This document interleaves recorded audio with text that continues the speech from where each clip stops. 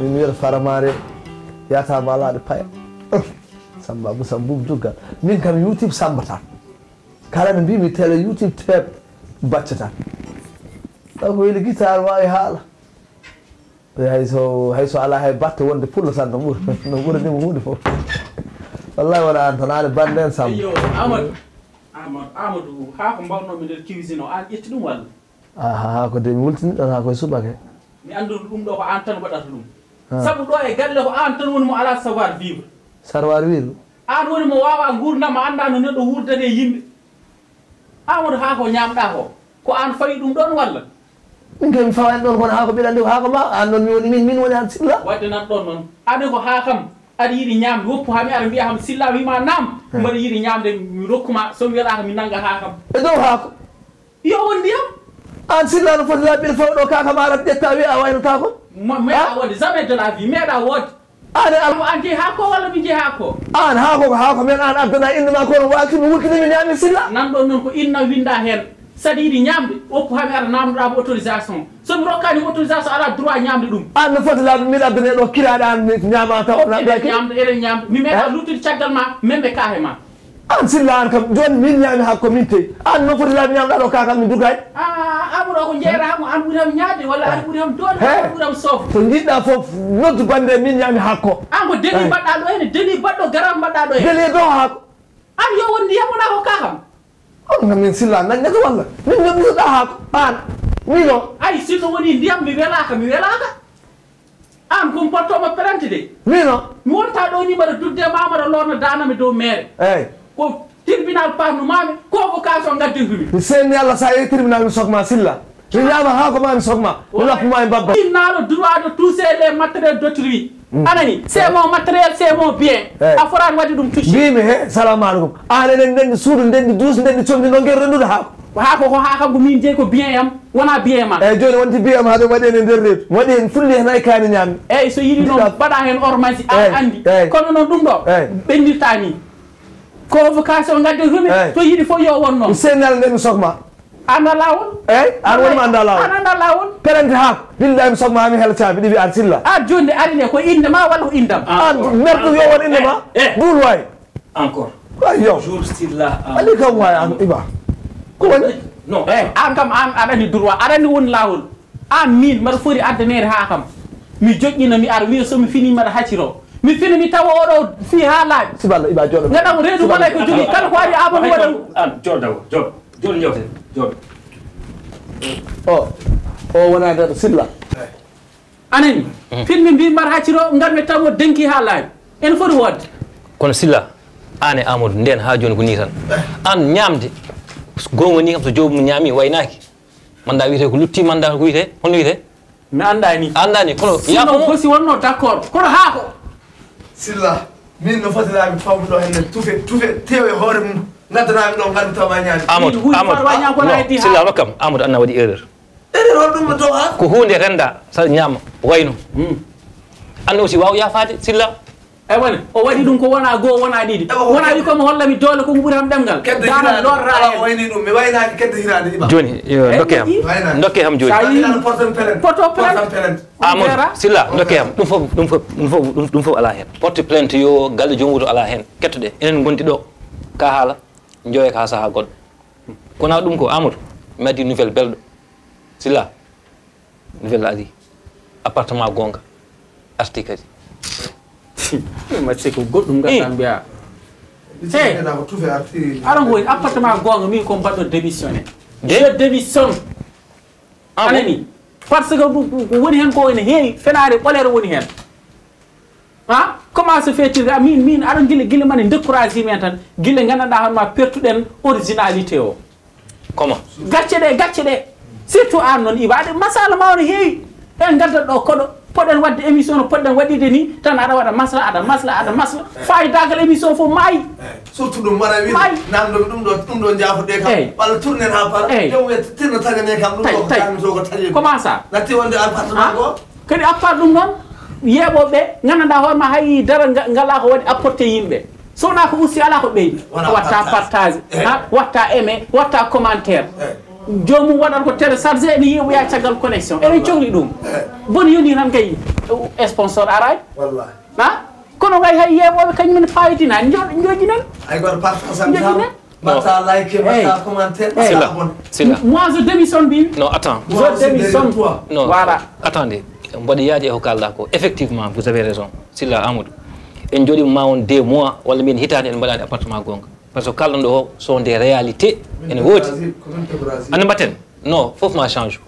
ma en ƴeew des invités ɓe ganduɗa carrément qui sont excellents taw soɓe gaari kalden mabɓe gonga wiya ko appartement gonga non attends écoutez moi Silla gon jomumen so gaari masala kewɗo mais attends en gaari deuxième saison ça va changer même les partenaires les sponsors mi c'est sûr ko maɓe gar par ce que hunde ma rew lawol so allahu jaaɓi an ko ñimi dokkodire juuɗe jeeni mi jaɓɓo yo invité men a faami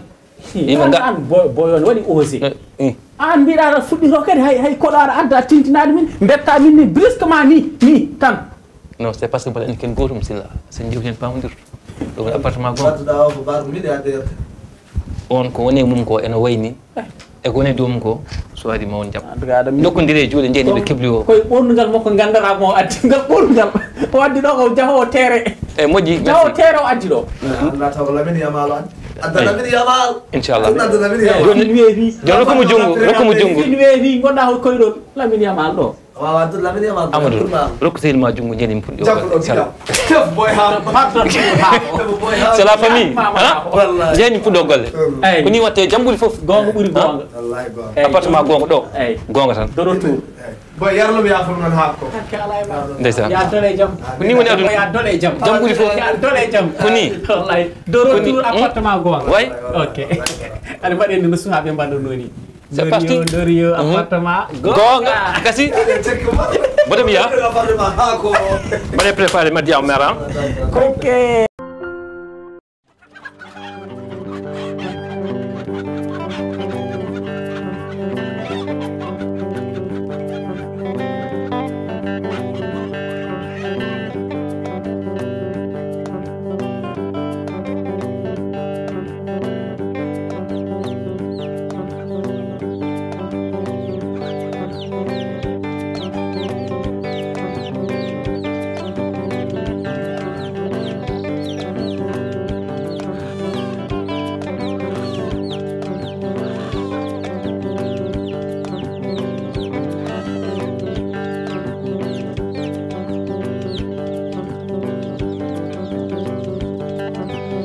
deuxième saison appartement gonga hande en garti eɗen gonde l'équipe département gonga équipe appartement gonga ko Mamadou Silla Sillos l'intellectuel mais aussi Amadou Poullo mais ko adi kalen no kamɓe konngol en calmini yeeɓiyankoɓe aussi les fidèles ɓe ganduɗa ene ndewni jewte appartement gonga ɗo Sénégal Mauritanie Afrique aduna foof wadde no bismama mais aussi en calmini le PDG de Big Beltare TV kanko ni Amadou Ba mais aussi le DG kanko ni Djibar Kam et toute l'équipe en tout cas merci et bienvenue appartement gonga arti salamu aleykum Sillos waaleykum salam Ibrahima Boy eyi on noon mbanɗa fota nanguede a artiri appartement gonga eyyi wadde en garti wadde eyyi assalamu aleykum bandiraɓe assalamu aleykum ɓiɓɓe fulɓe assalamu aleykum yeeɓo Big Weltare TV ha tengti noon e hoɗɓe appartement o en garti kadi on paami o mo Silla l'intellectuel le chainer ata e zévre ɓeewo bisimilla moon deuxième saison kam maɗen taw warde cafɗo on belɗo eɗen ɗamini ha joni eɗen ɗamini eɓin jaɓori so yakar tasani kadi pulluma woni omoni wona ko jano Murtani o jano Murtani sakka berla daruji naɗo dembori e gatam ɗum gamu so wimoto pullo wona jarfat kam guiƴam jarfat mi wawa nde mi ƴettete mi yiiɗa ƴettadema eyyi yo wadde kay nan ɗon ɗon latte faalo ngoye gui deuxième saison appartement gonga deuxième saison ko ngol noon mbimam hikka min wima noon ngol hikka dañat sponsor warga hay kas eɗen puuda par ce que oɗo kas ko fuɗɗi helde eɗen gueɗa hay enen ken helɓe sponsor kas en foti arde imam salmini yeɓiyam fa Big Weltare TV Weltare kadi retour deuxième saison ga appartement gonga hikka notma wulde appartement o hikka ine jiirum ɗi haakoji so taƴani en tout cas merci beaucoup on ji Amadou on ji Silla zéro complexe onon jeeyi appartement gonga gam mbawon wadde invité les artistes musiciens tradis modernes les artistes comédiens les animateurs les influenceurs les youtubeurs et kala dillo même hay yewɓe aussi caaf kosam coccoɓe oɗo mi silas o galle moon bisimilla moon hande jeeyi ha semmi en gaddi toon un jeune mo ganduɗa ene wiye Samy le tiktoker Samy l'influenceur Samy from Alawin ha ɗon Samy salamu aleykum. assalamu aleykum wa rahmatullah min calmini min juurima min ñaguima daw min calmini leñol fof iba mi weltima kadi ko garmi ɗo ko en tout cas on paami tigi wonɓe ganduɗa so jii hayawo ngo ma keftin kanko woni Samy mi anda so tawi silla am oɗo o ƴeewi haw yuli wonno anda hen ko ɗum ay neɗɗo sa waɗi déconnecté andara ko monde o yarata hen oɗo sa yi an aɗa ƴeewa ki ƴewki tan fitti an ka waɗani branché monde oɗo tolniɗo an a tolnaki ɗon so wima ƴeew téléphone mbiya ala ko mbaddam e téléphone so wima an jehen TikTok mbiya yahata TikTok saɗa yahanno TikTok o sa yiɗoma heftinto o wiyete ko Samy mata ko ivoirien koye ñaguji ala ma fewnoɓe cabunde ɓe omo nande mabɓe tan kono wona mabɓe o ko ɓiɗɗo leydi ni mbiya ɗo hen pulaɗo kan labanamte o kam ko te ivoirien o leer tan o leer tan heftinani mbaɗɗa min kam mbaɗa heftini mbaɗi andi mbaɗi yew yiide vidéo ji makko kanto jitama mbaɗi yew vidéo ji makko o mbaɗa yinno hawrude mum wallahi hey an amadou hakkude ma yallah heftinani o min hon taƴo tikkeji burkinata ɓe toto stade amitié boy ñag goto mara a nanata suhaɓe ne mbiya sahabo mima fa lakara fa lakara joom lakara nani omoy ɗo aɗa lay ko foy biyo ifa te konko yahata toon mari kam adorani ɗo lakara kam wallahi maddanani ani goga boye ɓoccode woni lakara kongino may hewde ni o wiya lakara wallahi alano foti noon ƴeew alano foti kañum de won ɗon kañum inde ɓuuri jomum wallahi neɗɗo woyi yiide fof ma ɓoyɗa nan fof ma ɓoyi tigi ndesan ndesan silla fa lakara yo bisimilla ma Samy wala ara he wala Amadou fa lakara silla ten jomum eyyi yo jomum fa lakara eyyi yo eyyi en tout cas merci beaucoup musidɓe bandiraɓe paami tigi ko Samy gandiraɗo Samy from fa lakara ko ɗon o rewi o juɓɓi ɗon jagui ɗon ha hande au début mayen garte makko joni hay hunde wonango actuellement il a fêté 1 million d'abonnés sur TikTok ko gonga walla fenade gonga déjà Samy 2 ans caggal 3 ans caggal est ce que aɗa joguino anni e confiance wiide 2025 ma heɓ 1 million d'abonnés aɗa joguino on yakar eyyi mi alano ɗon yakar nde wonno komi jeeɓannoɗo TikTok tan no yimɓe jeeɓirtini noon jeeɓirannomi Allah waɗi mi waɗi vidéo goto goppimi yimɓe jiiɗum anda so tesko premier compte ko ni ko woni baba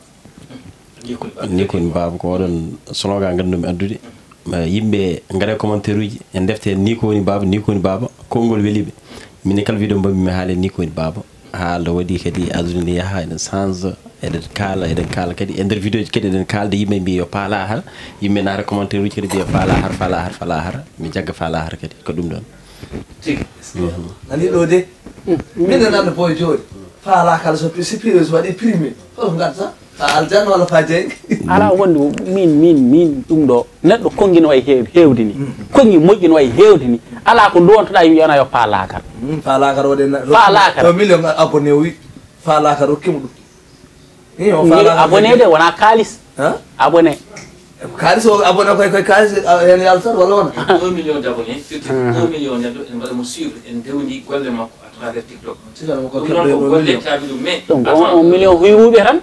huyɓende mais aussi silla wonto juuɓi effectivement ni ko woni baba somi jumani hay raftande ko ɗum wonno au début mais avant ɗum Samy mbiya en caggal seeɗa mboɗo nana hen eɓe mbiya ka almudo walla sande walla dengue ɓuran gonɗa est ce que effectivement ko gonga e min ko almudo gonnomi ha joni komi almudo nde wonno almudagal gonal koye ɓerde seygal almudagal mi janganno mi tigade babam presque 2012 13 jami wuuro wiye ndendori gommi ɗon duuɓi joyyi gommimi ndendori paami diallo gommi ɗon duuɓi ɗiɗi gartumi hoto keƴere gommi ɗon duuɓi tati Allah waɗi garmi Dakar do jooɗi kadi jolɗa garɗa Dakar tan jolɗa han kadi goppuɗa alluwal ha mi songi mi jolani an ala an kay anga jol songiɗani sombuɗa wonta ho wallahi Allah o songi o song o ara o woni almuɓe jultoyoɓe belde doga ɓe woni o ɓen eyyi i an almuɗo jofnani parani wattide koye fa lakara mi wima jofnani barani an boy min datma sa wala min datma o dursani o kaɗa hol kaɗa jangde laata haadi o an kay honto gonɗa ka aɗa jofna laata kam haji mo janggam gema o ko almuɓe ɓe dartata concert aji ɓe gonɗo ene appartement ga he gandal kete ganda ala aduna ɗon fala ala ɗum kay mara kay boyo waynaki min tan oɗo boy so waynino min o addanta min o fa lakara par ce que minen retour o min jinno koko mawni wona lakara min cohli ko aduna min cohli mais a sillaro jeeɗa min jeyama ko wuura men a jeeya ɗum no wiye wuura men wiyete wuura men wiyete wurmaɓe juude jaaɓe wuura men wiyete ko kulata boy ala ko namde wuura amoto jeeɗa min yaami ko murtede ha jeeya murtede koɗɗa jeeɗa ko laha to gaña ɗum ala min jeeya lakara an ya jeeye lakara an koɗo jeeye lakara inde wurmuri men Allah yami yafa wurmore ala effectivement musimo walla mettimo ala sabudi lakara ko min jeeya lakara wasi wadde gomde wuro ko min mbiɗa gomiti ñaami ko aduna yimɓe ngari ko fodde ene fof la harkani kono boy an accane sibal wala boy sinno aɗa anno ko lakara jeeynoɗa a ɓarata alluwal ma aɗa woni caggal téléphone ma yiiɗi ko weewi tan aɗa haala he fa lakara ɗum kay miijiɗo koko mayara kal ko tagui e téléphone ma o ko tagui e téléphone ma o a atta hen aɗa jangga hen ɓuurata kollita yimɓe almudagal gandina yimɓe ɗum woni battane ala meeɗa yiid ɗum fa lakara tan jeey sila o ko almuɓe ɓe ɗon dattoɓe potoji ɓe yehoɓe concert aji soirée ji woni o almudo wayni waw mais Amadou attends o haali kodi important nano o wi ni ko woni baba ɗum ko namda ni ko woni baba o kala bannoɗo ko fewani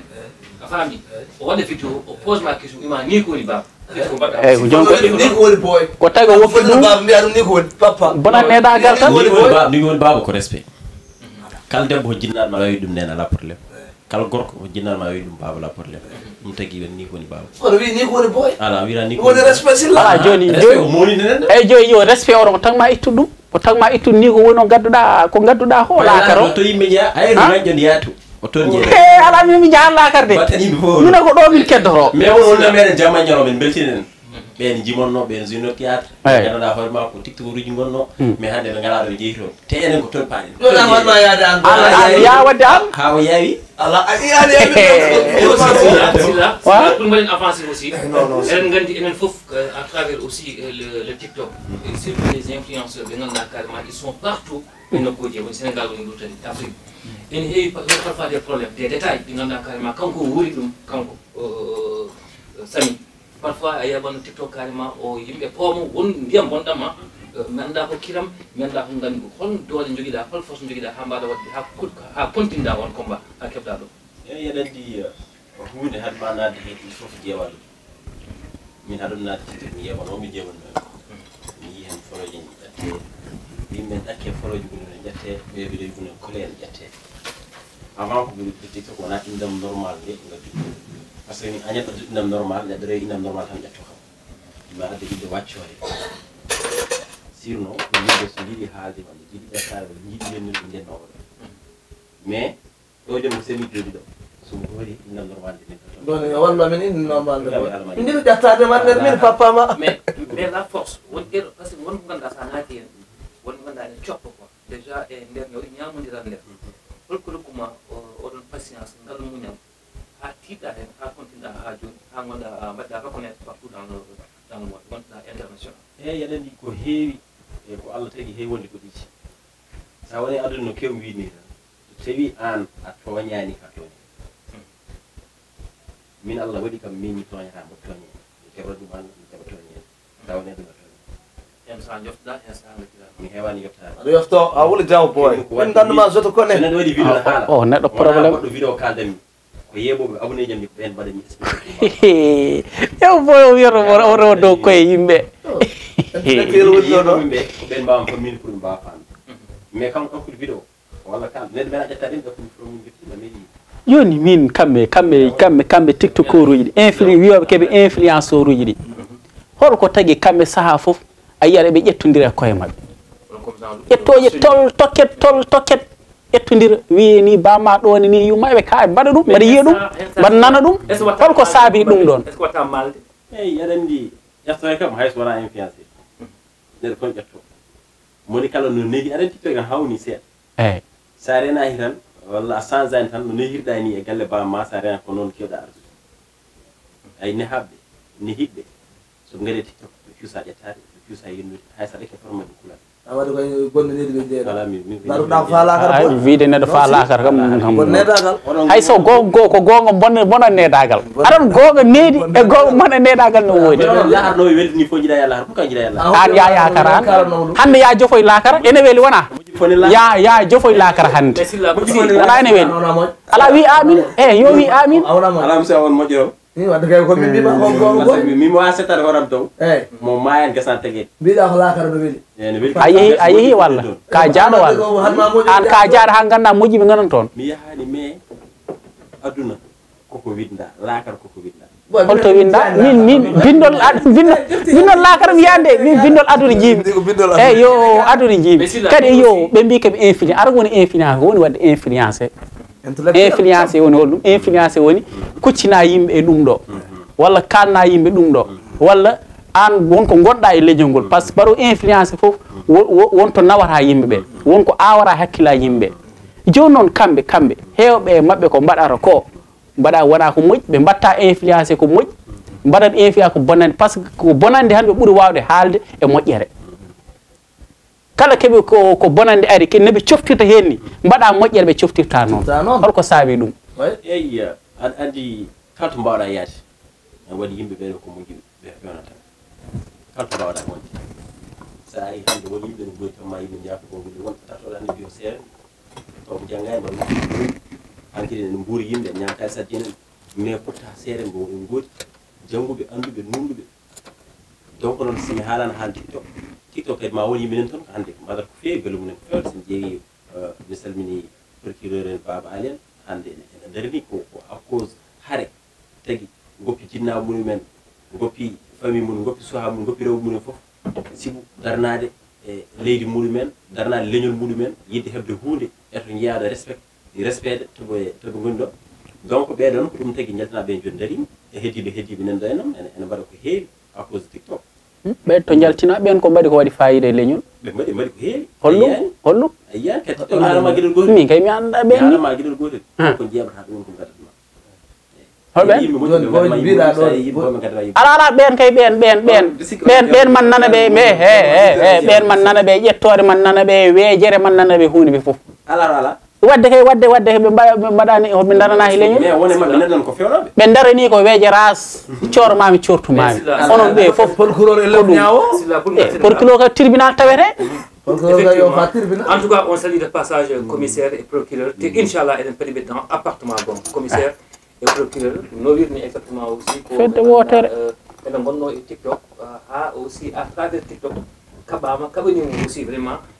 la population mauritanienne quoi. Comme aussi, Inch'Allah, à mon mais je appartement bon. Sami, un instant gauche. Hensaha, un TikTok vraiment Sami, un large. sabi ene yonta sabi jooɗi ɗum tagi hen saaha woni hen wolɓe en pawɗum ndiyam bonɗam par ce que yimɓe jiiɗa gorko joɗɗo holno ɓurɗumɗa ɗin action maji ɗe ndiyam ngulla walla ɓuuɓɗam eyi wonde ko kalano ko aɗa andi no saaha yimɓe mbima hunde taw neɗɗo yiiɗi yettadema aɗa yiiɗi jokkudema yiiɗi haalma wima ɗum taw wona ɗon mo sikki baɗɗo e compte ma abuni kanko mbaɗɗa hen yeeɓa o wawa andema mais so tawi a ari ɗum a wawa haran yebde ko heddi ko noon enen kala biyaɗo hannde won mawji haɓe kaala yiiɗa restude mawji he sa wiyama ɗum woni hen kam non mais ko kala par ce que pose une question donc appartement gonga mbiyeɗa boy fiye peeji somi haali ma wat ko mbami pour mo wadde konko wonko tooña wadde wonto ko joom inde ɗiɗɗo ɓe par ce que déjà effectivement inde ɗiɗi tan o haale pour mais somi haali ko mo waɗat promouvoir yiiɗa wadde promouvoir donc woni hen kam ɓen mbaɗa ko batte ɓen mbaɗa ko batte ɓen mbaɗa batte ɓen kam yimɓe fof ñaanade muɗum kono woni hen kam ɓe jiiɗa noon juste ko laaɓal mumen min premier ne garini mi toñano par ce que min ko afsande yagal kaldanami mi baaba minen komin worɓe laaɓɓe minen komin worɓe yontaɓe minen hamin looro hamin ɓuur ayi pourtant yimɓe ɓe jalata hewɓe nakata jala ɓe mbaɗa partage ɗi vidéo ji mais les mécontents mais bon jafni on mot hen saaha ɓe jeel ɗum goɗɗum quoi ɓe no sina puuji ɗi hen saaji gorko no sina fa cikka ko mbo allah no seedi on noon ballata ham ɗon e kas goɗɗo mais Sami naturellement on est en face à face no way ni ko ni o way c'est un gars qui est balle am kas goɗɗo de o kasa mi yiwa saraji do joni par ce que won accident baɗɗo mi yiɗa watta woni hen sa yiɓe face à face ɓurta weltade woni hen sa yiɗi ɓe porta ɓurta weltade donc portable wawa hokkude tan an non no mbaɗani tan naturellement hokkuma mbaɗima hokkuma jukkuma hokkuma hunde fof no mbaɗani ene waɗi hay sino woodi heewani heeɓani ça veut dire que wonen en trompe yimɓe ɓe trompe à travers téléphone mais so jomum jokkodirema walla haalde ma walla cikkuno wiya min de wonani cikkirnomami no jiiranoma taw wona noon wayi quoi exemple sa yi ham no mbawi welde ɗem ngal listen joddima sa haalani mi haalta wiya ana deeƴi ɗe an taw ko caggal écran ene suuske heewi quoi Silla wadde joni onon ko mbatton go tawde an ko kala ɗo en ko min en tant que mes connaissance a haali homme de métier e saaha nde mbacca gollal ngal wuttemo ɓornoɗa o sa pari hen ɗum ɗo ene nawa onon Amadou ndeysan yar hammum waɗo ci hatɓe ko haalɗo haala personnage o haalɗo hen wadde mbar TikTok mo mbattono ene namdi formation ene namdi heblo walla a ara tan nanda hen waɗi sokko ene namdi heblo walla namda e heblo min kam soɓiɗi wiya hunde ko forcetake ko naturellement nadra hen woni kala no natiri hen won natiri tan ko ƴettoje tan natiri tan ɓe natirta ko yidde fewnuji ɓe natirta ko yidde dañde won hen hande ene jiiɗa sodde contenu walla mbaɗi créé contenu pour yidde yeyde mbaɗa publicité e ko nandi hen eyi ɓe on ko nandumi hen wonen kañum en natiri hen juste kadi ko pour yidde yiyeden andede hen wonen natiri hen ko pour yidde liggade hen ñanden sa ƴeewi yon comme badal goto ñande gonɗon goto gonas ko koriji nari mbaɗimo mako 5 millions mbaɗimo kadi ɓe mbaɗimo 5 millions ça veut dire kamɓe ɓe tinnimoɗon côté donc noon kalto jaaɗa tan no mbimam ni bomɓe nen ɗon mo jiɓinen ɗon ala côté heblo mbimi mare parce que non ala caggal ɗum ɗon aɗa no mbiɗa ni ko watma influence ko naturellement ardata mon fof no waɗi mais sa naari ha nder aɗa foti janggude min holno jooɗirto men walla hol comportement jogotomi e instant woni hen e caggal somi yalten ɗum ɗonne kadi neɗɗo en foti wawi wadde ɗum eyyi min de hamala to mimi jaggu ɗum kadi mi yiyanta ɗum jangge ko heddi ko min mi hocca portable tan mi waɗa envie wadde vidéo mi tan mbaɗa mais c'est l'expérience aussi tan ko ara haqqillam ko brexit mi waɗa ɗum mais so waɗi vidéo avant ko mbiɗa coppir ɗum mami yeɓam laabi tati laabi nayyi mi ƴeewa so tawi moyde gotol ngel kalmi hen gueɗɗo moyde holno yimɓe jiirata ɗum holno yimɓe pamirta ɗum holno gueɗɗo moyde heddirta e ɓerde yimɓe par ce que vidéo waɗante ko yeeɓoɓe kadi vidéo yilloto ko caggal ma neɗɗo ko yewtere caggal mum janggo jaam so tawi min mi yiya vidéo jaam so gartirama taw mi yimɓe famille am walla e ko heddi kurta on eyyi ɗum ɗo noon joni onon boy vidéo ji ɗi mbatton oɗon laaɓa ɗum joni mata onon dañi hen gueɗe on seeɗa wona dañde hen gueɗe aɗa andi ndeysan ay neɗɗo ko wuure cukago mum ko so mawni ko ɗum tan yiyata eyyi non Silla wona ɗum kay Silla ɓoɓɓe fekke Amadou ala boyo soto korede ko jiiriɗo hoore makko e boyo ala ko jiiɗo hoore makko e boyo bangueji fof ay min manam ko mi neɗɗo cuutko mi neɗɗo cuusta caméra mboɗo yori yittere kala ko nemdami haalde mi hulani joni mbimi kadi ɓoynande appartement gonga en mbimi taw TikTok o mbattonta ɗon jonta oɗon dañi on gueɗe on seetan gara guera on walla ko onon guerata min dañi hen hayre o resi resi mo desɗa ko TikTok keɓɗa ñanndiwɗo ande TikTok addema nafoore koy o TikTok addema ko nafoore boyan walla min compte coɗen compte awdinanta min minenne min TikTok ko woni heeɓe hen walla min woni heeɓe hen on va avancer Silla il y a une question ganduɗa carrément un peu pertinente mbiyanmi quoi par déjà haali nane mbiɗa neɗɗo kala onon ene naatire TikTok gam dañde visibilité waɗi dumunaji ko bandiraɓe men gawɗo ay feɗɗitima en dañi bone accident ayi guilnani wima ji pose entre parenthèse ji walla me kas ɗum foof TV to wanda big tali ko hoore mum haaligo ji walla ɓe kas feccere weer walla ɓe kas mais aussi ça montre carrément le deuxième saison appartement gong ça va chauffer et kasuji kelam eyyi ça c'est important ala ko helani ɗo ala ko helani ɗo en tout cas je disais eɗen jogui nos sisters vraiment ɓe ganduɗa carrément hande sinno hanki wonno hande ma ko no wayani ɓe ganduɗa carrément dañi won action ngaji ɗin action ngaji tagui ɓe dañi visibilité mais est ce que ɗum ɗon pusta heddiɓe mbiya yomin mbaɗ ɗum gam min mbawa hettinode rewɓe kam ɓuuri ɗo fof hamnade ɓuuri seknudemi min affaire ɗum ɗon kam mboɗo sikki ko ndeysan ko kamɓe mbiyata ko erreur hoddiri woppu erreur boy erreur yimala ba bone baɗɗo fof wiya ko erreur ala papa ala mamma bersodiri hoddiri woodi mais heewi yalde ko bersu neɗɗo mo renta ma wood woɓɓe ɗum par ce que yimɓe mbaɗa créé promis merci boy allez boy fils dubde ɓe ñamodiri juste yoɓe jeeɓe kono noon yaltinde won geɗe malla wadde won geɗe ɗum noon so ƴeewi kadi ko worɓe tan ala joni eyyo ayi ko haalɗo en ko par ce que min worɓe tiktoke ni hen saaha kam mbaɗa mantaɓe seeɗa saabu a meeɗa nande scandale e koye mabɓe kono rewɓe ɓe mo waɗani scandale fof weltaki ete bizarrement jomum waɗat scandale coowe wonta star ene farno hen mais wonɓe ko wi ko sont responsable kadi kamɓe hono mabɓe en kadi ko kañumen ni ballata ɓen woni mabɓe ne ƴettodira ɓe woni kadi ene puusa ɓen yomi yaami foddo e kaari wadde kaari ni mi yiide kaari eyyi pourquoi ɗum ɗon annene kadi an tan ko mbiɗa an kam ko janggo mbiɗa ko battane moƴƴe jiɗɗa holko tagui annene combat ma yahani envers ɗum ɗon envers pour mi waɗa kirtiguey waɗa ɗumɓe wona kitta pawaɓe lawol ndentoɗaɓe mi fawi lawol comme ça ñawaɓe ala kala ko keewi tiktok minen min garat min kaala no mbimam ni wona pour kanko pour yimɓe wona pour olyo bawɗo wadde o tan dankel min toujours ko abonné jam kaldemi wona pour kanko so hunde waɗi aɗa andi lawol gongol moƴƴani mais ene weltino donc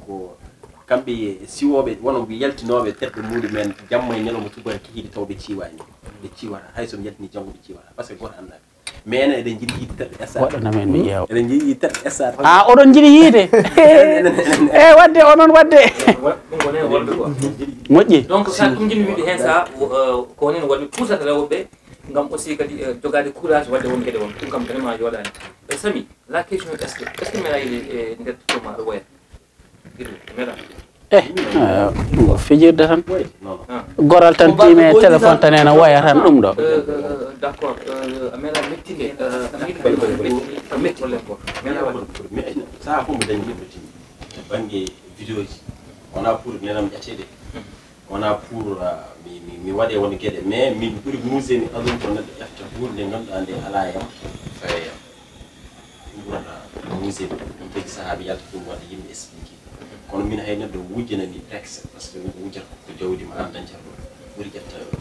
ko nguurma waɗi to goɗɗum saha mais hay somi yi saha mi jaɓata yaltude par ce que neɗɗo baɗo hunde yo muusi sa tintinima ɗum muusima kanko foolima par ce que ɗum o ƴewanno saha mi maskomo jaw e muusɓe sa maskima aussi kadi yiɗɓe ma cikku ɗum ko gonga ma cikku ɗum ko gonga par ce que saha kadi mi yiɗi tan explique min e bandiraɗo debbo sabu bandiraɗo debbo hawba communauté mari ay mariage aran mo boy nani tan ɗemgal toon paano ɓuyel malien waɗani a waɗandani e kono nden tawɓe ganda hayno ɓari nden min jeeyiɗon min jiidiri mais oɗon saaha wonko gonduɗa no mbimi ni ɗum min jeeyi ɗum ala mo ndendumi won gonɗa enen jofriti ɗum wonko gonduɗa mi ceerani haala effectivement ça c'est important en tout cas ɗon Amadou aussi nani elle aɗa yinno haalde e ɗon tan jinnom na hakkude makko e debbo holon ma debbo may ummi noon boy ummi noon mari boy leppude boy ummi ha mbaɗa arɗo ne ƴeewam boy itti boy leppude passa ɗum biye avion aller retour ari ƴeewdemo pour hoɗum kadi on ko tikkor hono makko debbo ala joni ala information mo dafatoji ɗum on ko addi ɗum ɗo on ko addi information keɓi ɗum kadi koye rewɓe nayi ka nimɗo am jiggi gorko eyi omo jeeyi gorko noon guittami gorko moon gaddama ɗo amde beraye tan kadi ko kewno non guiɗo o soires min gandodiri eyyi ko bandira debbo mo ganduɗa ene jeeya min saaha so miijum tikta tan so wiya moƴƴani walla welani walla e gueɗe kewɗe so miijum ceelagal hakkude am tan mami jogui hen kuural siko mi dañi hen yimɓe hewɓe ganduɗa yimɓe walloɓe e côté ji kewɗi oɗon jaari formenade par ce que kanko koye galle seere mo ummi ko neɗɗo timmuɗo neɗɗo ande ka timmuɗo boy e kanko ɓuurimi timmude eyyi kono on mbaɗi formenade kanko ɓuurimi timmude ala ko desa o uddi damal ngal de woni instant goto ya des gens aussi mijotonoɓe carrément ko ganduɗa en tumi hakkude ma e pol noir on yonnoɓe est ce que ɗum siri iya pol noir min mbiɗ jogui seeɗaɓe min mbiɗi waɗi mbiɗi yiɗi ceenagal ɓurni mi goɗɗum lombo hakkude ma quoi par ce que goɗɗum lombi hakkude ma hewani juutde heewi gas ceenagal lombi hakkude meɗen ɓurata juutde quoi ɗum tagi min mbiɗi yiɗɗum mbiɗi yiɗi ceenagal ɓurmi yidde e goɗɗum lombo voilà eyyi joni tiktokeur uji ɗi onon les influenceurs là tawde foof on yiyan neɗɗo ene waɗa han mbaɗon ko influence tan arde mum kadi onon to gonɗon ɗo kon influenceur uji oɗon poti wadde promouvoir holon koreji moon artiste uji wonɓe milieu o holko tagui influence ko ɓuuri en hewde kam onon on ƴettata tamon mbaɗon ɗum e ndaananeɓe wonanɓe leñol liggotoɓe ɗo hen ɓe woni artiste woni musicien ji o comédien ji e ko nandi hen mi yiyani a zena tan ko ma neɗɗo waɗa hoodere tan walla waɗa bum tan garana mum neɗɗo wawi wonde ɗon liggo ko waɗi fayida onon poti haalde mum mba yimɓe gandam jalti noon talent mum no journaliste yaltinoyde talent ni onon noon poɗɗo yaltinoyde talent amin jaltin talent onon kay jaltino ko jaltuɗo han ɓe jaltinta amin jaltina eyyi ko jaltuɗo ɓe jaltinta ala sens mais ko ɗum jiimi kono noon talaji kewɗi minen amin jaltin ɗum par ce que aɗa min de mi yiyani ko dari e joni joni ala neɗɗo kay ala raptaji kewɗi minen mbaɗumi mi haalani han rapport min ɓen ko wonɓe ha paari ɓen ko wonɓe ha paari information ɗon ko business ɓe mbaɗat ɗo ɓe yaji information donc business ala arga wonko haari neɗɗo ene daro jogo talent tawi ala succès ala buzz kamɓe ɓe cohlani mo ala succès ɓe cohli hanko joom buzz kala to jiiɗaɓe andu oɗon so yalti ɓe mbiyata ho anda wawa yaltude bolɗo koccaɗen gadda guebira ɗum ɗo holon ko tagi yaltata bol koccaɗe ɗon jagga jumum emin mbaɗa ɗum emin mbaɗa ɗo ma andama ɗum an andama émission ni an anda ala a meeɗa yebde a meeɗa yebde bandam a meeɗa yebde premier invité min mbaɗi ko holon on boyni nana e Europe he haal pular fulɓe ne mbaɗa ko waɗi fayida te onon inflation mais kala ko min tini minen min kala min pattani ha neddo ala on tini ñolen rek danga fule ñolen rek si comme Amadou Biguel dal ñu remporté film yeeg ñom influenceur kenn wax film yi daa fàtte tur yi te bëgguma kii quoi waaw waxal film rek bañ a tudd ok c'est bon danga fule danga fule action ay nani mbiɗan ni d'accord no mbaɗa rapportage sabu min ndi wala rapport tan ko heewi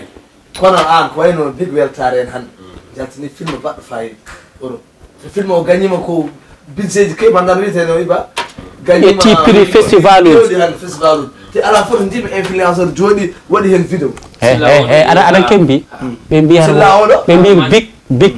muñantaɓe saɗa moñanaɓe kaale ma sa moñanaɗe ɓe nangga ɗemɗe mabɓe big yo moñi kamɓe commerce mbaɗata ɓe mbaɗani influencé saabu Allah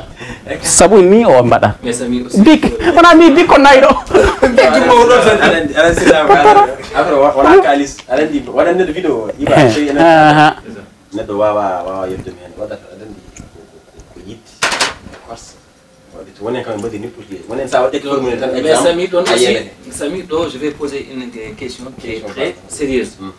je sais que aɗa jogui yimɓe ma comme hande Iba men sowi woɗa jogui un concert wala ɗum vidéo mais je me suis renseigné ha Anon e Salabayes e Hawa e Thierno on mbaɗi ko eno wiyete comme genre agence de pub de communication c'est vrai ou faux ɗum ko évolution bon parce que hunde ko yaadi ha ganduɗon carrément hankkadi yonti non publicité ɗum c'est vrai ɗum ko lawol ko heewi neɗɗo artiste walla neɗɗo goɗɗo ar sohluma sono jiidiri so gasi o wonta haalde ma vraiment jogo événement e nodduma jamma ñalom sugo yaa événement mum jaha ha tampa aɗa andi so neɗɗo a waɗi ɗo concert Dakar Cices waddi feeri tikeji mo kamo yeeye ko jara ko dañji hen kam effectivement pourquoi pas an mbaɗo feere ha yimɓe ngara ɓe pour que ar wawa wallen kewa hen donc ko ɗum ɗon tagi min deni ɓe saaha yiide hen ko yamɓe non ɗum ɗon je suis d' accord jegui sona e tiktok he kadi to diraɗo hande ala bitto kalis mum so wona tiktok amen hen ñama hen ɓe kono he boy on jaggoɗon ga aɗa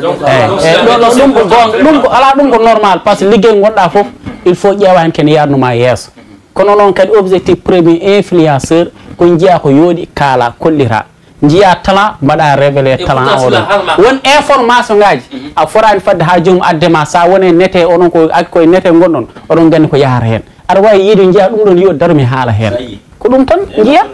wasata tawon jii mbiyeron o mi andamo ɓe mbiya tan keɓe ganda ça peesi il y a 2 points woni jeune talent on soit dañde doole ɓe ngala mum haaju joni talent walla ɓe ngala mum haaju wona mbawi wolude ɗum et maintenant comme no mbiɗa ni sona jeune talent joguiɗo inde Louis Grand Théâtre Louis sonorisation yaltini 2 millions on ɗon jogui droit vidéo yoɓot oɗon jogui communication ça c'est normal mais aussi kadi information ko an yahata envers l' information en pour ƴeewoyde wona mais kam hande oɗo sikki à travers oɗo émission ano e goɗɗo mon mbattu hakkille aussi les jeunes talent saabu aussi monon ɗo ko fulɓe gonɗon ɗo an a yadanama ni hay jottoma laaɓani hakkude ma e pulago holno wayi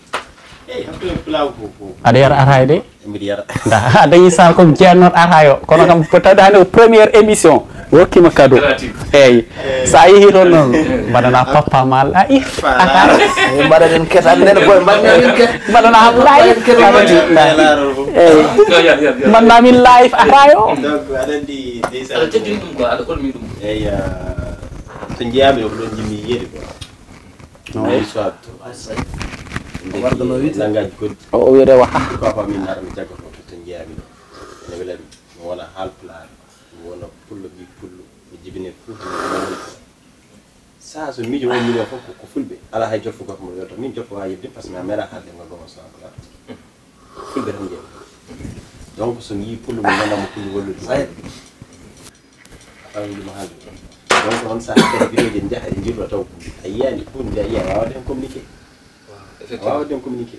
mais somin jii tan information ji ganduɗa hoore ma min poti wadde min kala silla wiyeten silla mamadou ko yano Europe waɗo toon ko mawni arti ko fof ala ko jiiɗon hen min mi yiyani ɗin vidéo ji jogi weltare film aji waɗata Europe ɗi fof ala hen ko jiiɗon hen mi ƴeewi film aji ɗi jottani joni kadi ma wadde hen vidéo mbiya yo fulɓe jaggan yo ko ala haara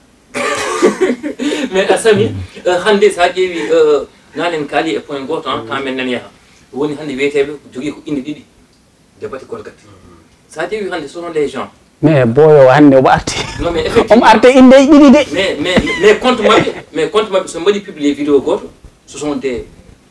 millions des milliers de vues et puis des milliers de j'aime mais hol waɗa elle de jogui almudo da almudo wadde hannde carrément wadde so tawi en jiiɗi haɓade ɗum ɗon ha iwa est ce que ɗum dokkudeɓe doole à travers aussi kadi le TikTok walla aussi les réseaux ɗon kamɓe moohe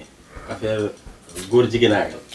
debbari gorkati ala dokkuɗoɓe doole sona enen yeɓoɓe ala dokkuɗoɓe doole sona enen ɗakko foroje mabɓe kala haala mabɓe par ce que ɓe mbawi yobde addude des milliards ɓe jaaha to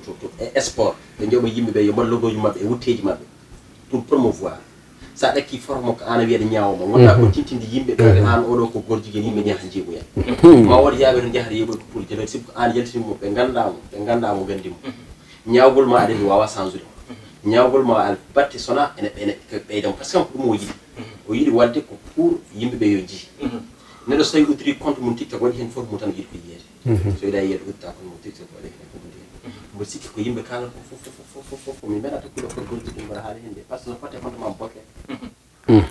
très bien boy fotte compte ma wallahi wal kitabi bloqué non par ce que gañanmi ko mbaɗa ham chiffre yimɓe goɗɗo naata emi jeewo kom ɗum ɗon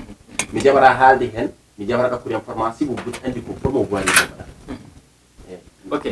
en tout cas c'est important le message ha joni gonnon ke appartement gonga oɗon mbaɗa suivre un peu partout dans le monde oɗon gandi appartement gonga c'est devenu incontournable quoi ɗo e Afrique Mauritanie Sénégal un peu partout en tout cas bismillah le monde encore une fois on vous appelle les sponsors les partenaires min keerta ɗum ɗon surtout wargaji ɗi e ko yartere jaaɗa foof c'est important Samy tiktoker influenceur acteur actrice cinéma affaire o koko jiiɓi a wawa ɗum heɓ o woni o est ce que onon koye moon yata instant goto aussi non koni andude holto ko moni kala heedi mi andani ɗum boy onon joni nani onon toon nani kamɓe kadi comédien ji ɗi ala ɓe kefti palasuji comédien ji ɗi kefti palasuji comédien ji kewɗen en jouet théâtre uji hen aɗa andi mbaɗa sikki ko ndeysan gueɗɗe ko jiiɓi tan neɗɗo ko joyi ko ɗum foti tottede ha timmo wadde on jii théâtre uji ene yeeɓe sah ene weeli mais wonen kam jiiɓi tan jusqu' abouneji ma jeeɓatma kono noon wona kam pour a jogini ɗum gandal walla jogini ɗum niveau e ko nandi hen e kamɓe waɗa choisir ko yimɓe o gar joinat théâtre ɓe ƴewat ko yimɓe jogiiɓe visibilité pour kamɓe compte uji mabɓe ko intérêt mabɓe ɓe ƴeewat ɓe ƴewani intérêt ji woni hen yimɓe kamɓe intérêt ji mabɓe ƴewata yimɓe ɓe beele so mbawi postude compte uji mumen woɓɓe gara jaaha ƴeewa poste jomum mais kam enen fof eɗen gandi kala jitugol hande Amadou Diallo en exemple est ce que min meeɗi miidia mabɓe jodde Amadou Diallo nden so ngari Fouta min taƴan no tikke jamen min jaaha min jeeɓoya mais hande so tawi min joddi mumen janggo jam aɗa wiya to wonɗo mbi tawmo ɗon taw mi Allah ma mi janggani ɗum mi fijirani ɗum ala ko gandumi hen ma yimɓe jeeɓam meɓe daña hen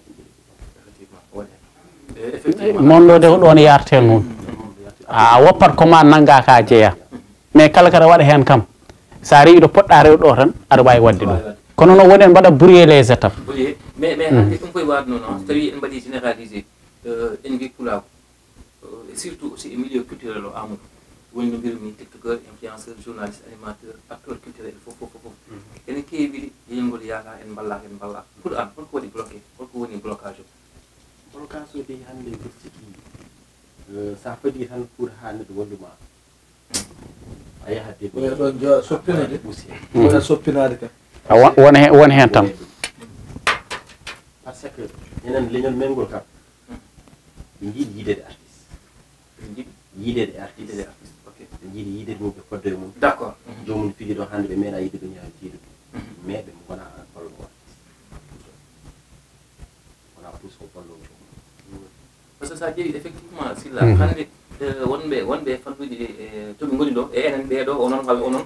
ala minen kemi retraité jande mino ko yimɓe ndenen enen ɗon no Amadou jogui carrément eɗen jaaha en garta avion ngaji et tout mais enen toujours eɗen ɗo hayso tawi en ñawi hen saha ma joomum yelane ñagane gam sa ay jologol ngol pour timma ko parole ha jelgol hayni pour timmo parole sinno hamane joni heɓano jelgol timmata mais o timmata o boy nani o dañi ala min nani noon wonene mabɓe ni ene mbiya ene jelano Iba tawa kadi Iba yera haydara min nani eɓe mbaɗa ɗum influenceur woni hen ɗakka mbaɗa numéro min numéro am nani Iba ene wonde rafini soli tel somme Iba yera haydara so yiyata ko 1 ceero kamɓe e mbaɗ ɗum non kalto jaada ɗum ene waɗa hayso wiyani min kay mi nani ko wona goo wona ɗiɗi kalto jaada en wadde dariɓe kanko no dari kalto jaada wadde jasɓe kanko lego mais ɗum aussi silla est ce que tagata hayso joomum yiiɗi wadde huula wadde huuɗa mais wone kam ko ene woodi sa won noddeɓe tan mbima ko min kayri wonɗo tittete taw ko on ko gonda ham moy loolu quoi mais wona kadi comme exemple no Samba Pulle Pam wirni ko ñima no kanko joɗo ñima mata watta exemple numéro jomum ɗo wawa wadde nani de Samba ɓuri noddude ballal noon ha joni walla Samba ha joni joni onon tiktokeur yiɗi ko tagi on mbaɗana on mbaɗani kañot walla woni safrude Iba walla nawe safrude ha sell Samba hay Samba woni hay wallude ok minen honko min ba ari no kew wiini moni tan to wawi eyyi mon fof wonko wawi eyyi minen hande so mbi min mbiya ittude 50 000 walla 25 000 makko sampude mi fini mi ala a jogi non mi ala wallahi non alle kali ko coɗɗa auto sappo men doka on ba ala arbi awr soodi on min ko ginel gotel ah sella mi aywini rek makko rafi makko goddo yiya jogiiɗo ɓurɗo mi waɗa safram effectivement hande haɓe mbaddu mais ko ɗon aussi mbiyatmi message à travers ko Amadou wi ko omo sakka junngo eɓe cakka junngo eɗen nawnam walla oɗon nawnam oɗon kala saha mais mbiɗa ko o nawaka safroyde wadde à travers Big Weltare TV à travers appartement gonga kala hen mbawɗo aussi kadi ƴettudemo en bonne volonté nawmo saframo par notre voix walla par nos voix ballemo sagolla par exemple quoi qu'on puisse dire o weltini il a leñol beaucoup ngol contribué carrément et aussi développement et comédie. pour la comédie Sampulo sella yo Allah rokku jaam inchallah boy kadi men waynani noon boy boy taskadi de papa eyyi gonga de boy ketene gonga noon ketene papa e wallahi mbaɗane min ketne ɗum ɗo kañol layya fami ko jinno wonnede kañot quoi kañol layya eyyi on dit eyyi min cuwa dañi lay wallahi Allah tollani a fayla ha toon jawdi min tawma toon yomi taweron an ɗo ganduɗa kamɓe moƴƴa yomi tawe lakara an ala hen min ay ɓe guitti wer ɓe guittigal men ala o ko fedde mon wiyani ya liggoyo émission men nani ha garten ke ganduɗa carrément une question nationale mbiyatmi hande ken fuutankoɓe hen saaha so tawi carrément en jiiɗi yaade Fouta nden ni ene musannoɓe joni seɓori mais e nder nokkuji men hay rawani sa ƴeewi Amadou waɗi ɗon ɗo ilam koyemen Wallahi. caɗele kewɗe nen Fouta hande won laamu iwi ɗo laamu arti hayso ko ngoyi wonno ɗo ni hol erama mbatta so wonti hande aɗa heɓanno téléphone président leydi ndi holko mbiyatama min de so hokkama numéro président pour noddumi haalam caɗo fula ko mi noddata kala gam dañ ko fula halfulaji mo holɗo mi jeeya Fouta ɓen fonno feerude haftare ɓe mbas faɗade laamu fenata mais est ce que fuɗɗaki aussi dañen koɓe men mbaɗi ko heewi ɓe mbaɗi ko heewi mais han mbawa wadde ɓurɗum hande so wiyama oɗo woni maire commune meɗen hande kanko heeɗe côté lamɗo kanko fonno ligguide kanko ko haaɗe exemple comme no farba gom liggiri añum goɗɗo e goɗɗo darande commune muɗum guille amen o ne moƴƴe amen ne moƴƴe a ñam ay donc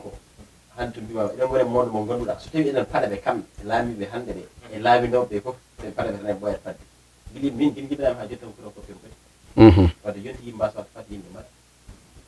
to jeeɗon ɗo pewnon to min jaaɗon pewno ɗiɓe jaaɗa pew Fouta pewon mais sa haali haala maire mon dañino caɗele seeɗa fof aɗa wawi sifade mo eyi seeɗa ɗum tan mi hata ha caɗele maire amen par ce que caɗele famille ko yiɗaɗa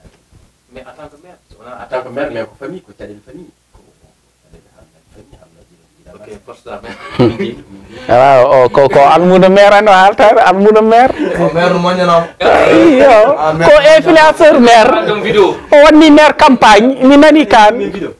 mi waɗani gis yimɓe mbaɗi waɗani vidéo par ce que o wanni maire campagne fof koye wuura men ene keewi en tout cas min sincèrement mboɗo yiɗnimo jaam pourquoi parce que déjà omoɗo soutenir les artistes wonɓe wonɓe seɓe ɓe en programme men o windama lettre o ari ko neɗɗo moƴƴo tedduɗo chapeau merci beaucoup Samy machallah hande hol message mbatta envers tous les influenceurs ɓe ganduɗa carrément oɗon mbawi rendude mbaɗon hunde ko holɗum eyyi ko mbiyammiɓe hak ko mbiyammi hoorama ko hande hayso tawi a woni gujjo jogo fulla e gurama hen mi haalan sa yiiɗi wonde hunde walla wadde hunde jogorani fulla jogo hen fulla tan goto was fadde goɗɗo pour hokkude visibilité neɗɗo ma hokkude visibilité ɗum kulle tan hokkata mo hoore ma yimɓe hande somi jeyanima won gueɗe walla so neɗɗo andi tan min e ima somi mbaddani vidéo yeetani mi waddatamo ɗum ko kalon ɗum nani donc heddi on kamɓe min jaggodira weeɓani kam no influenceur kedi ɗi mbayi leñolngol wayat noon pour yimɓe jaggodira ɗum wona pour weeɓe kam fof mi jaggodira ɓe nden kadi woda ko bari quoi on ko min poti wadde pour janggo jam ok denen jaa 1 million d'abonnés nde on ñalawma on jam honno wayama waɗi ko wayde mbiya weeti waɗi ko wollude ma yimmoɗoya monde waɗi ko wollude mi weltima hen par ce que no mbimami ni 1 million d'abonnés no mbimami ni 1 million d'abonnés fof fulɓe aɗa fulɓe ko yeɓoɓe mbattamo pour reconnaître carrément son talent wona on attend d'abord ma jam wona on jaaɓi on jaaɓiɗini bien ala mi suwa raw ha fin raw tappode haala wadde soɓe jaɓani yo faala ok joni an joni namdal tawɗanke gonɗen koye fin tan e wasiyaji makko sa joguino gueɗe gorel nguel guittata e influenceur uji ko holngel gueɗe nde guittan e nguel jiiɗa hen welanima aɗa yiiɗi ɗum iwo hen ñawmo bittude wallahi ɗum min kalanno ko ɓuuri te bizarrement waɗo ɗum ɓe ɓuuri wawde yiyede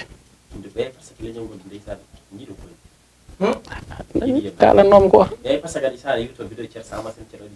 eyyi tana ɓennat jamil gotel mais so yimɓe ɓenna juttiɗo tawde 1000 et commentaires pourtant même à travers les sounds les rapports les sons clash les vidéos clash ɓuuri hewde view uji boni ɓuuri hewde ɗum ni vidéo thématique effectivement gonne ke Big Watawi TV hande a ari en mbaɗi émission appartement gonga yewtere appartement gonga Gasi. yande ma hen aussi holko mbira fotɗa eyyi ay ɗum ɗo ko hunde fonnoɗo woode ɓuuri par ce que ko hunde ganduɗa hoore ma ko naturel ma andu hen yimɓe hewɓe ko fijit ala pression mo ganduɗa ene weyi no gonɗiɓe gallam mbiɗa waɗa live ni ko noon joɗiɗo mboɗa ha kadi ɗum ɗo kala to jeeɗani won ton fof tawde woni ɗo hande yimɓe fof poti jaggude hen par surtout influenceur uji gaddaniɗo ɗumɓe hay ni carrément walla min sponsor noon mais toon en dokkimo wonde ambassadeur entre hakkude men les tiktokers et les influenceurs ala mo ganduɗa foti arde ga aɗa on momin sohli boya dewel daɓɓe ngel potinoguel dentité koyɗe mum jalti non wona on jimmi gadduɗo jimmi ɗum ko Sousa Diaw e oɗo jubso wona jagarlo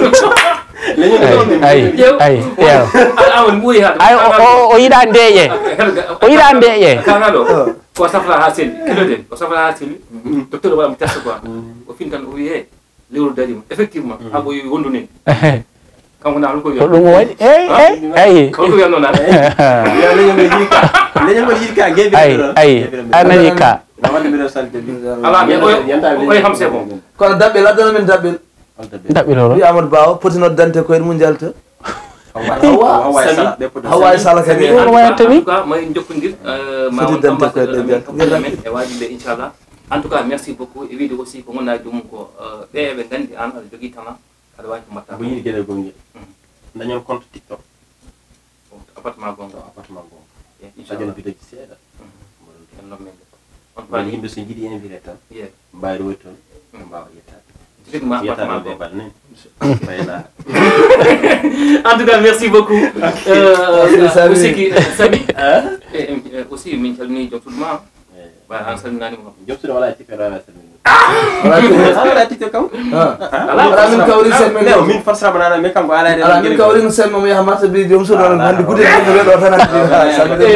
merci beaucoup en tout cas c'était un immense plaisir en bon makon mayen ɗon et aussi Samy subaka walla kiiɗe walla jamma mi anda lettinɗa walla nanɗa nani 1 million d'abonnés sur TikTok holno hunde wayma mi weltima noon no feewi par ce que au début nenam haɗanoma TikTok mais sakke ɗo kanko ti yebde walla partage kemɓe 1 million d'abonnés e leñol fulɓe ko hunde ganduɗa hoorema ko fierté mi ɗanin tan filmi tomi ko appelage portable nami tiga tomi heeɓi 1 million d'abonnés mi beltima mi belnimi leñol ngol mi weltimi fewi kamɓe dokkuma ɗum joni 1 million sa heeɓi TikTok wonko tottanma walla ala ko tottanma tiktok a tokkatma ɓe mais ko yimɓe dokkatma dañde 1 million d'abonnés wamma suivre kamɓe foof ɓe jeebma ɓe mbaɗi abonné compte ma kala ko mbaɗɗa haɓe 1 million d'abonnés aɗa andi ɓuuri 1 million haalis mi wawi ñabdum heure goto mais mi wawa bondirde 1 million d'abonnés heure goto par ce que neɗɗo ɓuuri haalis donc ko belamma donc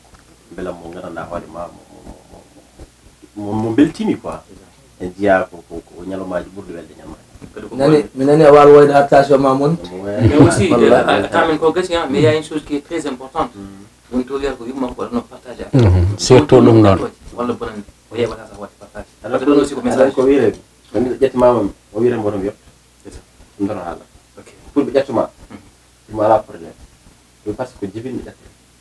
ko jibinaɗo ɓiɓe ƴettata hen mboɗo mi yetto ɗum temi c'est cool super en tout cas merci beaucoup sami tamen gasi mi ɗa bandiraɓe eyyi mi salmini leñol ngol foof mi weltinima ɗum kadi onon kadi mi weltinima mi dokku golle minen kaminen min jiiɗi ko wayi comme no dani appartement ji googa baɗi comme no ni min garat min mbaɗa wonko waɗata ɓerɗaɓe il faut min dañimo min jewti quoi donc min beltima kadi min jiiɗi influenceur ni tan goni bannami wona joueur mi pala kam fof inchallah mi fiya ɗon kadi son jaaɓi merci beaucoup en tout cas merci beaucoup c'était Samy Sylla Samy from Fa Lakara eyyi yo Allah nawen Lakara tawa hen ko appartement ji moƴƴi ɗi vraiment ko slogan baɗɗo fayida joguiɗa mais kulɗo reedu walla mo anda famata ɗum kadi emin mbima bon vent ya ɓeydu tinnare ɗo nanguɗa ɗo nangga ɗon tan hoto haydara naworo hay goto waɗa influence vraiment aɗani lawol bangol fayida appartement gonga prochaine fois invité goɗɗo garon inchallah belnen ara yo eɓon joom warga gaare he balle min warga min cohli warga de en tout cas yonti merci beaucoup Sylla Amadou émission yewtere men gasi eyyi alhamdulillahi rabbil alamin ko weltade tan hawrude ɗo Fa Lakara minen noon min ñaguimo tan ko yo ya woppa min ɗo min jiiɗa yaade taw weltanade kadi yeeɓiyankoɓe Big Weltare TV eɗen mbiya appartement gonga arti ma wulma ma on jiiɗo ko ɓuuri wulde Fa Lakara ɗum noon Samy ko weltanademo tan merci beaucoup madame badde boyo ko noon tigui mo sikki yewtere men appartement gonga ari ha ɗo ɓinen ko deuxième saison merci beaucoup Sylla l'intellectuel merci à mon Pullo mais aussi un grand merci et respect à mon frère Samy Fa Lakara from Semi on beltanama no fewi vraiment wiide aussi kala jiɗɗo arde appartement gonga ene gasa won hen ko minen mbaɗata contacté mais an aussi jeeɓowo wona artiste mi haali nane mission tradi moderne wona acteur actrice comédien et kala ko mbawɗa wonde aussi tu peux nous appeler au 77 442 75 18